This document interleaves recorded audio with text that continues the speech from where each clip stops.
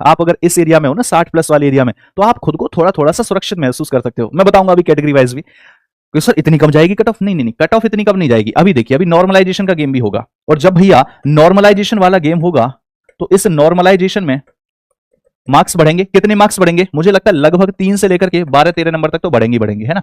2-3 से लेकर के 12-13 नंबर तक बढ़ेंगे। जो इजी शिफ्ट होगी वहां पर कम बढ़ेंगे, जो टफ शिफ्ट होगी वहां पर बच्चों के मार्क्स से ज्यादा बढ़ेंगे। लेकिन मोटे मोटे तौर पर 4-5 नंबर तो बढ़ने ही वाले, ऐसा हम मान करके चलते हैं।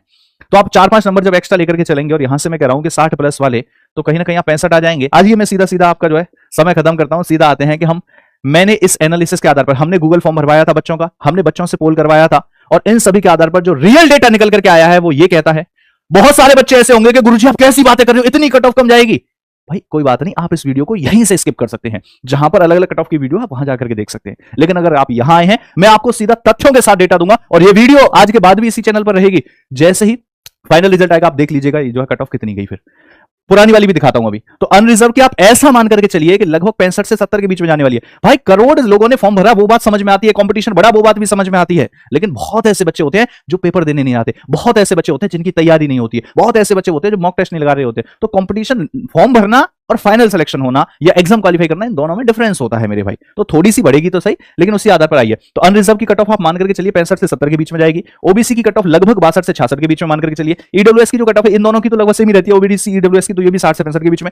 जो एससी वाली कट ऑफ है वो थोड़ी सी डाउन जा सकती है, 53 से 59 के बीच में, और एसटी वाली कट ऑफ जो है भैया 49 से लगभग 55 के बीच में। यही आपको देखने को मिलेगा। नहीं मानते? एक सेकंड रुको, पुराने वाले पे आते हैं। जैसे पुराने वाला डेटा की अगर हम बात करेंगे ना, ये जोन वाइज है, आप देख रहे हो इसमें मतलब जैसे ही नॉर्मल कट ऑफ आई थी तो उस समय मुंबई की देख रहे हो 64 गई थी, है ना। ये तो अनरिजर्व वालों की, ओबीसी वालों की 58, ये देख रहे हो ईडब्ल्यूएस वालों की 40, 51 एससी की, 44 एसटी की। ये इतने सारे चेंजेस यहां पर देखने को मिले। अजमेर की देख लो 68 गई थी, यहाँ 66 गई थी, ये भैया 65, ये 60। चेन्नई की देख रहे हो यहां पर 60 गई थी, 55 गई थी किसकी? ओबीएस की। गुवाहाटी में 60 गई थी, बिलासपुर में 60 गई थी, सिकंदराबाद में 57 गई थी।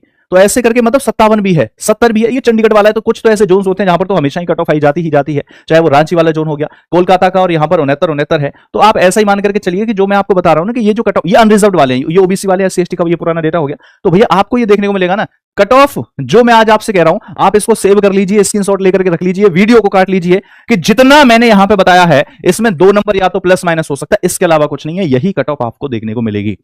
तो आपके लिए सर किस किस को फिजिकल कर लेना चाहिए मैं बता देता हूं भैया, कि जब ये कट ऑफ आपको देखने को मिलेगी तो जिसके भी नंबर इससे 5-5 नंबर के आसपास जो कम है वो सब फिजिकल की तैयारी कर सकते हैं। और अपने आप को मतलब ऐसा मान करके चलते हैं कि जिसके भी नॉर्मली, मैं अनरिजर्व की बात कर रहा हूं, जर्नलिस्ट की, तो जिसके भी 60 प्लस नंबर बन रहे हैं वो सब अपने आप में फिजिकल में लग जाइए, जिसके भी 60 नंबर बन रहे हैं। क्योंकि 60 के बाद फिर इजी शिफ्ट या हार्ड शिफ्ट के हिसाब से नॉर्मलाइजेशन होगा, और नॉर्मलाइजेशन के हिसाब से आपके मार्क्स बढ़ेंगे। हार्ड शिफ्ट होगी अगर आपके 60 है तो आपके 70 प्लस भी जा सकते हैं, 65 है तो आपके 75 प्लस भी जा सकते हैं।